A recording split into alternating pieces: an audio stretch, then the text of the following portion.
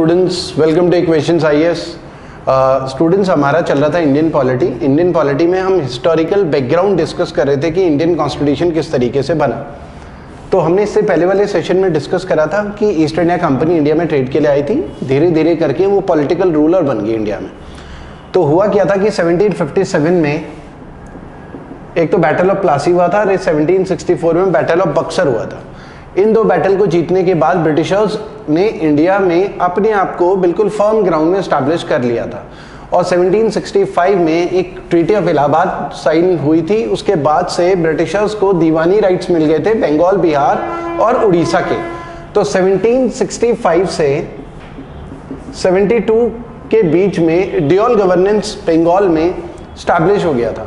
Dual governance का मतलब क्या हुआ कि एक तरफ हम रखेंगे दीवानी राइट्स को और दूसरी तरफ हम रखेंगे फौजदारी, जिसे हम निजामत के राइट्स बोलते हैं। निजामत, दीवानी का मतलब है रेवेन्यू से रिलेटेड मैटर, मतलब टैक्सेशन से रिलेटेड मैटर, और फौजदारी का मतलब यहाँ पर criminal matter, law and order से रिलेटेड हो गया, निजामत जिसे बोलते हैं। तो हुआ क्या, क्योंकि अब ईस्ट इंडिया कंपनी एक पॉलिटिकल रूलर बन चुकी थी। अच्छा, एक डिफरेंस आपको ये पता होना चाहिए कि ईस्ट इंडिया कंपनी और ब्रिटिश गवर्नमेंट में, दोनों में डिफरेंस है। ठीक है, डिफरेंस है किसमें, ईस्ट इंडिया कंपनी और ब्रिटिश गवर्नमेंट। अब दोनों में क्या डिफरेंस है, देखो, ईस्ट इंडिया कंपनी एक प्राइवेट कंपनी थी जो ब्रिटेन से ही आई थी। उसे रॉयल चार्टर दिया था क्वीन एलिजाबेथ ने इंडिया में ट्रेड के लिए।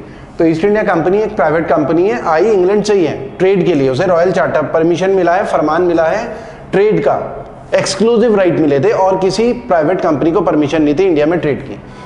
ब्रिटिश गवर्नमेंट वहां की गवर्नमेंट। ठीक है, तो इंडिया में ईस्ट इंडिया कंपनी का एक पॉलिटिकल रूल एस्टैब्लिश हुआ था, जिसे हम 1965 से बोल सकते हैं 1972। ठीक है, ब्रिटिश गवर्नमेंट थोड़ा सा इससे अलग थी, बस उन्होंने एक रॉयल चार्टर इशू किया हुआ था क्वीन एलिजाबेथ ने ईस्ट इंडिया कंपनी को। तो हुआ क्या, क्योंकि इसके वॉर के बाद से east India company political ruler एक तरीके से बन चुकी थी, तो ड्यूअल गवर्नेंस बंगाल में स्टैब्लिश हुआ। दीवानी राइट्स मतलब रेवेन्यू से related matter east India company के पास, और फौजदारी वाले खर्चे वाले काम, मतलब ये रिसिप्ट से रिलेटेड है, खजाने से रिलेटेड चीजें ईस्ट इंडिया कंपनी ने अपने पास रखी, और फौजदारी वाली जो चीजें, निजामत वाले राइट्स, वो नवाब के पास थे।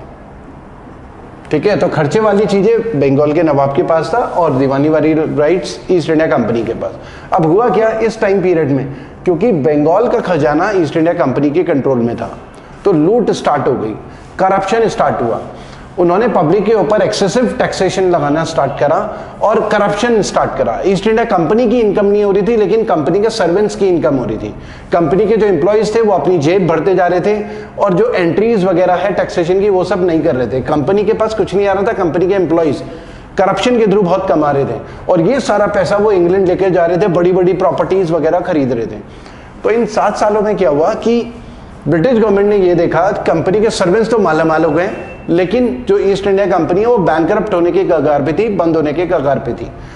तो ब्रिटिश गवर्नमेंट को ये लगा कि ये सही टाइम है कि ईस्ट इंडिया कंपनी जो है उसको रेगुलेट करने का, क्योंकि ये एक बेलगाम घोड़े की तरह थी जिसे कंट्रोल करना, चाबुक चलाना बहुत जरूरी हो गया था।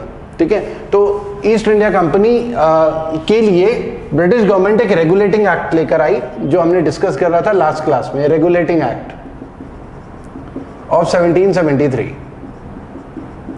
ये हमने इसके प्रोविजंस भी लास्ट सेशन में डिस्कस करे थे, रेगुलेटिंग एक्ट। तो रेगुलेटिंग एक्ट के थ्रू ईस्ट इंडिया कंपनी को रेगुलेट करना स्टार्ट करा ब्रिटिश गवर्नमेंट ने। ठीक है, अब जब बेलगाम घोड़े को रेगुलेट करने की कोशिश करोगे तो फिर वो थोड़ा रेजिस्टेंट करेगा, मतलब वो कोशिश करेगा, कॉपरेट नहीं करेगा।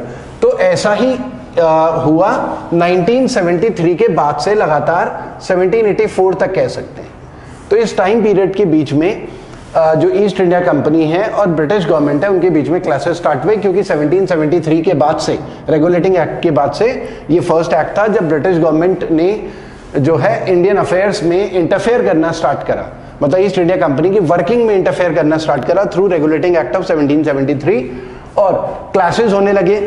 ठीक है, इंटरेस्ट में ईस्ट इंडिया कंपनी के और ब्रिटिश गवर्नमेंट के।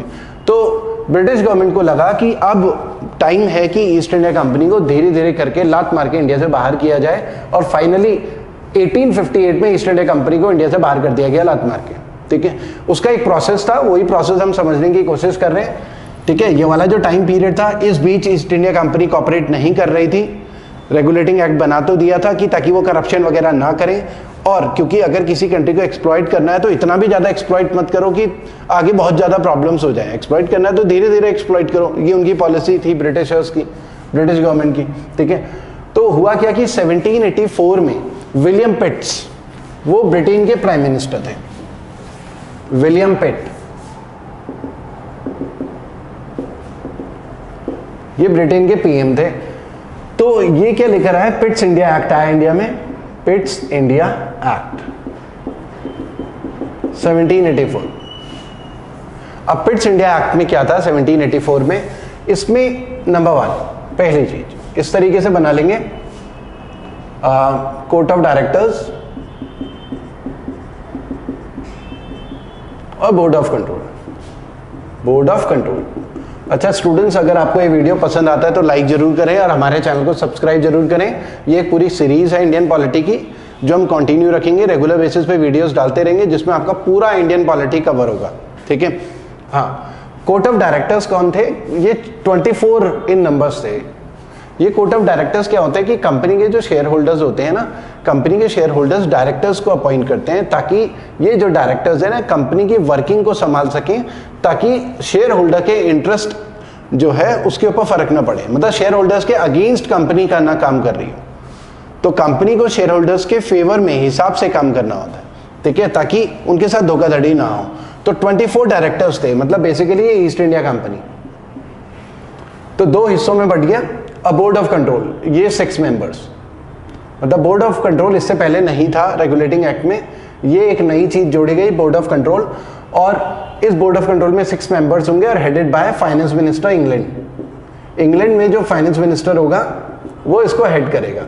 और विलियम पिट्स या पिट्स इंडिया एक्ट के थ्रू ये करा गया कि कंपनी, क्योंकि वो एक ट्रेडिंग कंपनी थी, और कोई भी ट्रेडिंग कंपनी, ये कहा गया कि भाई तुम तो ट्रेडिंग कंपनी हो, तुम्हें गवर्नेंस तो आता नहीं है, एडमिनिस्ट्रेशन आता नहीं है। कि एग्जांपल है सिंपल, रिलायंस एक कमर्शियल ऑर्गेनाइजेशन है, वो ट्रेडिंग या बिजनेस करने में एक्सपर्ट है, लेकिन अगर उन्हें गवर्नेंस दिया जाए कि तुम सरकार चलाओ, तो गवर्नेंस की एक्सपर्टीज नहीं होगी उन्हें। ठीक है, गवर्नेंस की एक्सपर्टीज उन्हीं को होगी जो उस फील्ड में रहे हैं लंबे टाइम तक। तो सेम वही था कि वो जो रेगुलेटिंग एक्ट आया था, ब्रिटिश गवर्नमेंट को ये समझ में आया कि ईस्ट इंडिया कंपनी एक ट्रेडिंग कंपनी है, गवर्नेंस का इन्हें कोई एक्सपीरियंस है नहीं, इसीलिए सारी प्रॉब्लम्स हो रही हैं और हमारी बात ये सुन नहीं रहे। तो उनके पर काटने थे, तो ब्रिटिश गवर्नमेंट ने क्या करा कि एक बोर्ड ऑफ कंट्रोल बनाया 6 मेंबर्स, जिसको हेड करेगा फाइनेंस मिनिस्टर इंग्लैंड। और ये क्या करेंगे, कंपनी के जितने भी पॉलिटिकल अफेयर्स हैं उसको देखेंगे, पॉलिटिकल अफेयर्स। और ईस्ट इंडिया कंपनी को बोला कि तुम केवल कमर्शियल एक्टिविटी देखो, ट्रेड से रिलेटेड, क्योंकि तुम ट्रेडिंग कंपनी हो, तुम केवल कमर्शियल एक्टिविटी देखो, बाकी जो पॉलिटिकल मैटर्स हैं वो हम देखेंगे, मिलिट्री से रिलेटेड पॉलिटिकल मैटर्स, गवर्नेंस से रिलेटेड, एडमिनिस्ट्रेशन, वो सारा हम देखेंगे। तो ये बेसिकली हुआ क्या कि जो ड्यूअल गवर्नेंस हमने 1765 से 72 तक देखा था, वो ड्यूअल गवर्नेंस रेगुलेटिंग एक्ट से खत्म हो गया था, लेकिन पिट्स इंडिया एक्ट से दोबारा से एक ड्यूअल गवर्नेंस आ गया। Commercial activity, court of directors जो कि ईस्ट इंडिया कंपनी देखेगी, और एक बोर्ड ऑफ कंट्रोल 6 मेंबर जिसको हेड करेगा फाइनेंस मिनिस्टर इंग्लैंड, और वो पॉलिटिकल अफेयर्स देखेगा कंपनी के सारे। और इनके अंडर कौन होगा, गवर्नर जनरल और Bengal, governor general of Bengal इनके अंडर होगा। और ये हमने रेगुलेटिंग एक्ट में करा था, गवर्नर जनरल को असिस्ट करने के लिए 4 होंगे एग्जीक्यूटिव काउंसिल में, 4 मेंबर। वो मेंबर 4 से 3 कर दिए गए, मतलब 2।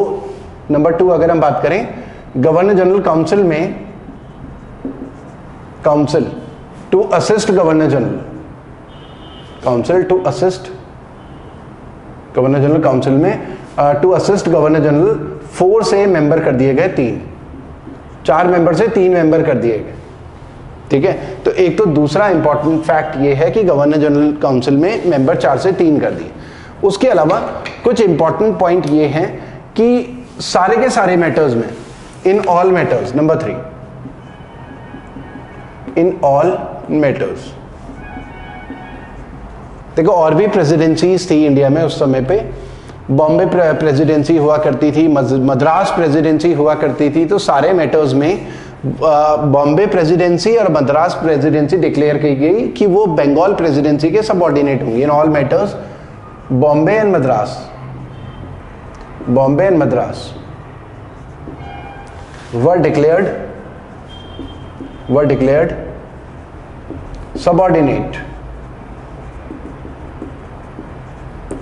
to Bengal। एक तो ये किया गया। उसके अलावा ये एक्ट सिग्निफिकेंट है दो रीजंस की वजह से, क्योंकि पहली बार ऐसा कहा गया कि जो कंपनी की प्रॉपर्टी जो इंडिया में थी, टेरिटरी इंडिया में थी, उसको पहली बार कहा गया ब्रिटिश पोजेशन इन इंडिया। ठीक है, तो significant for two reasons. Number one, एक जो companies territory, east India companies territory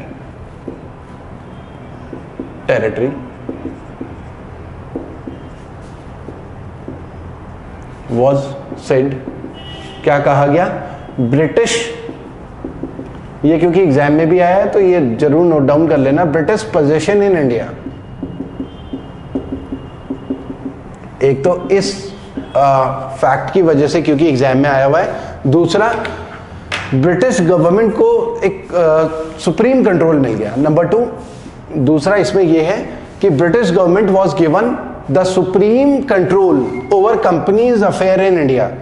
ठीक है, दूसरा, British government was given supreme control over companies affair in India. ठीक है, क्योंकि यहां पर ब्रिटिश गवर्नमेंट का इंटरफेरेंस था, बोर्ड ऑफ कंट्रोल तो मतलब ब्रिटिश गवर्नमेंट केवल कमर्शियल एक्टिविटी मतलब ट्रेडिंग से रिलेटेड एक्टिविटी को छोड़कर बाकी सारी पावर्स एक तरीके से ब्रिटिश गवर्नमेंट के पास चली गई थी। तो ये कुछ इंपॉर्टेंट पॉइंट्स थे जो पिट्स इंडिया एक्ट से रिलेटेड थे। उसके अलावा पिट्स इंडिया एक्ट के बाद एक एक्ट ऑफ 1786 आया। अच्छा, हाँ, एक्ट ऑफ 1786 में ही बात करते हैं। पिट्स इंडिया एक्ट के बाद आया एक्ट ऑफ 1786। देखो, अब प्रॉब्लम क्या थी, अभी हमने डिस्कस करा कि गवर्नर जनरल होगा प्लस उसके साथ 3 मेंबर होंगे। रेगुलेटिंग एक्ट के हिसाब से 4 होते थे, जो कि सुप्रीम काउंसिल है। अब यहाँ पर जो भी डिसीजन होगा ना, वो मेजॉरिटी से होगा। ठीक है, अब मेजॉरिटी से होगा तो अगर ये 3 लोग किसी पॉलिसी के फेवर में और गवर्नर जनरल अगेंस्ट है तो भी वो जो पॉलिसी है वो पास हो सकती है। मतलब गवर्नर जनरल को ना अलग से कोई स्पेशल राइट तो थे नहीं। ठीक है, तो हुआ क्या कि लॉर्ड कॉर्नवालिस ने एक तो डिमांड करा, लॉर्ड कॉर्नवालिस वो गवर्नर जनरल थे बंगाल के। अब उन्होंने डिमांड करा कि भैया मुझे कुछ तो स्पेशल पावर दो, मैं कोई डिसीजन तो ले नहीं पा रहा, इतनी सारी प्रॉब्लम्स होती हैं डिसीजन लेने में। ठीक है, मेरी जो एग्जीक्यूटिव काउंसिल है वो कई चीजें डिसाइड कर सकती है, मुझे कुछ तो स्पेशल पावर दो। तो Lord Cornwallis was given veto power. मतलब अगर ये 3 कोई पॉलिसी लेकर भी आते हैं, गवर्नर जनरल ने अगर कोई पॉलिसी के अगेंस्ट वोट कर दिया तो वो पॉलिसी पास नहीं होगी, मतलब वीटो पावर, स्पेशल पावर दे दी गई। तो लॉर्ड कॉर्नवालिस की पावर्स को इनलार्ज किया गया थ्रू एक्ट ऑफ 1786, और इसीलिए लॉर्ड कॉर्नवालिस को बोला गया कि फर्स्ट इफेक्टिव रूलर, क्योंकि इनकी पावर बढ़ा दी गई, तो first effective ruler in India,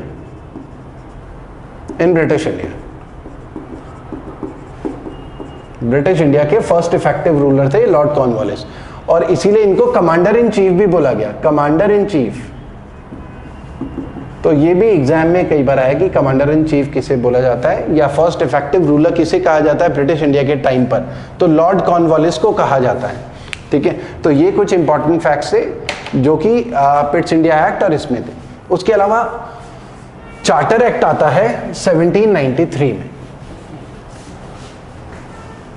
देखिए, चार्टर एक्ट 1793, इससे पहले हमने रेगुलेटिंग एक्ट करा था 1773, 20 साल बाद चार्टर एक्ट आता है। बेसिकली रेगुलेटिंग एक्ट ना, उसमें ईस्ट इंडिया कंपनी को पावर्स दी गई थी कि 20 इयर्स तक इंडिया में ट्रेड कर सकते हैं। ठीक है, अब चार्टर एक्ट के थ्रू ईस्ट इंडिया कंपनी को 20 साल और का कॉन्ट्रैक्ट मिल गया कि वो इंडिया में ट्रेड कर सकते हैं, 20 साल और का। ठीक है, तो 1793 में ईस्ट इंडिया कंपनी की ट्रेड मोनोपोली को कंटिन्यू किया गया। तो EIC's trade monopoly was continued for further 20 years, for further 20 years, 20 और साल के लिए कंटिन्यू कर दिया गया। चार्टर एक्ट इसके थ्रू। उसके अलावा गवर्नर जनरल को जो सबऑर्डिनेट प्रेसिडेंसी थी उनमें और ज़्यादा पावर्स दी गई। सबऑर्डिनेट प्रेसिडेंसी का मतलब है जो कि पिछले एक्ट में डिक्लेयर हो गया था कि बॉम्बे प्रेसिडेंसी, मद्रास प्रेसिडेंसी और सबऑर्डिनेट प्रेसिडेंसी होंगी बंगाल प्रेसिडेंसी के अंडर। तो गवर्नर जनरल की और ज़्यादा, बंगाल के जो गवर्नर जनरल थे उनकी और ज़्यादा पावर्स बढ़ाई गई। उसके अलावा होम गवर्नमेंट में जितने भी ऑफिसर्स होंगे, तो होता क्या था, कुछ लोगों की सैलरी जो है इंग्लैंड से दी जाती थी, लेकिन इस एक्ट के थ्रू, जो चार्टर एक्ट 1793 है, इस एक्ट के थ्रू जो होम गवर्नमेंट है, home governments officer salary to B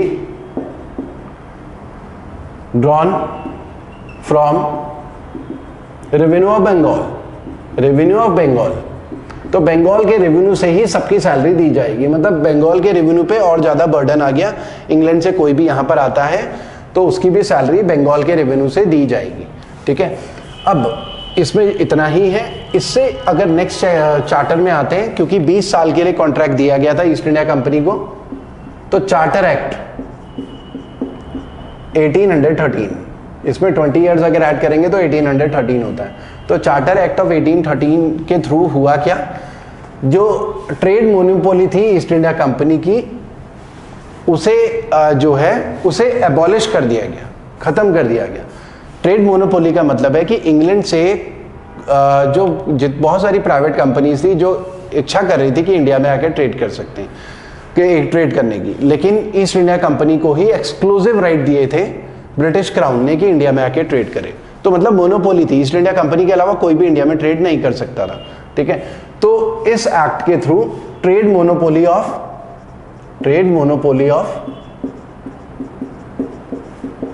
east India company EIC was abolished, but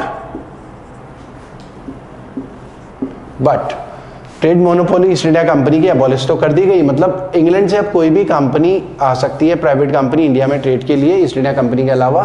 लेकिन साथ ही साथ ये करा गया कि ईस्ट इंडिया कंपनी के पास अभी भी कुछ थोड़ी सी ट्रेड मोनोपोली रखेंगे कि चाइना के साथ ईस्ट इंडिया कंपनी का जो भी ट्रेड होता है उसमें ईस्ट इंडिया कंपनी की मोनोपोली अभी भी रहेगी। मतलब कोई भी इंग्लैंड से कंपनी आएगी, इंडिया में ट्रेड के लिए आ सकती है, लेकिन चाइना के साथ वो ट्रेड नहीं कर सकती। दुनिया में किसी भी कंट्री के साथ ट्रेड करो, चाइना के साथ ट्रेड करने की मोनोपोली अभी भी ईस्ट इंडिया कंपनी की रहेगी।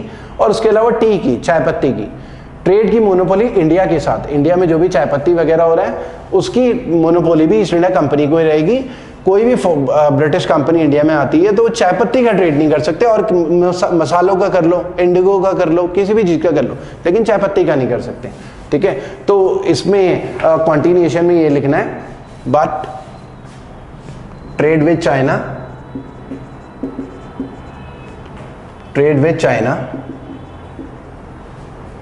And trade off T with India, with India were kept intact। ये वाली जो पावर है इसको इंटैक्ट रखा गया। उसके अलावा दूसरी इंपॉर्टेंट चीज जिसमें ये करी गई कि चार्टर एक्ट 1813 के थ्रू कि जो उस समय का टोटल बजट होता था गवर्नर जनरल का लगभग 49 लाख का होता था, 49 लाख रुपीस का।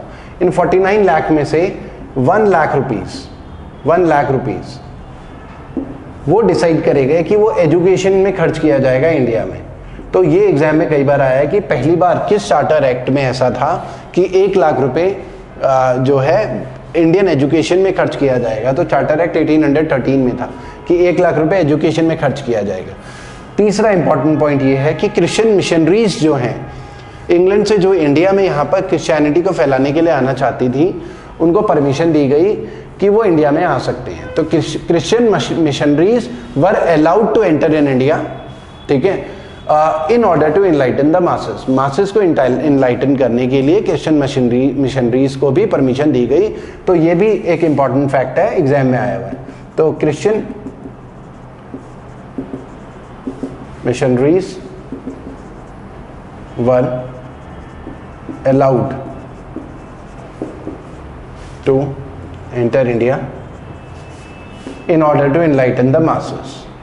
In order to enlighten the masses. In order to enlighten the masses. ठीक है, तो ये कुछ इंपॉर्टेंट फैक्ट हमने डिस्कस करे चार्टर एक्ट से रिलेटेड। तो आपको ये वीडियो पसंद आए तो लाइक जरूर करें और हमारे चैनल को सब्सक्राइब जरूर करें। ठीक है, तो फिर नेक्स्ट सेशन में इससे आगे कंटिन्यू करते हैं। Thank you students.